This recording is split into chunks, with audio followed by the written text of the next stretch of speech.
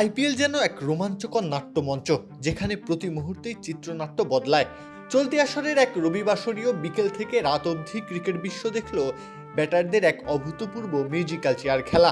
মাত্র কয়েক ঘন্টার ব্যবধানে অরেঞ্জ ক্যাপ বা সর্বোচ্চ রান সংগ্রাহকের মুকুটটি হাতবদল হলো চার বার।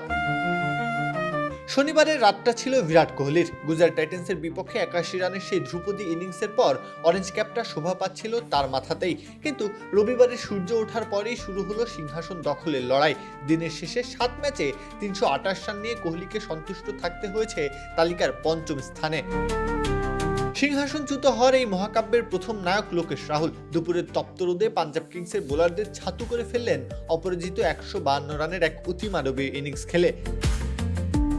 এভাবেই সবাই আপন হয়ে উঠুক ইসপির আপন করা সাথে। ইসপি আপন করা স্বাদ। কোহলিকে টপকে রাহুল যখন শীর্ষে, ঠিক তখনই দিনের দ্বিতীয় ম্যাচে আবির্ভাব তরুণ তুর্কি বৈভব সূর্যবংশীর। আসলে নিজের দ্বিতীয় সেঞ্চুরি হাঁকিয়ে বৈভব পৌঁছে যান 357 রানে। তবে 235 স্ট্রাইক রেটের জাদুতে রাহুলকে নিচে ঠেলে দিয়ে বৈভবই বসেন চূড়ায়। কিন্তু নাটকের শেষ অঙ্ক তখনও বাকি। রাতের আধারে রাজস্থান রয়্যালসের বিপক্ষে 57 রানের এক ম্যাচ জেতানো টর্নেডো ইনিংস খেলেন অভিষেক শর্মা।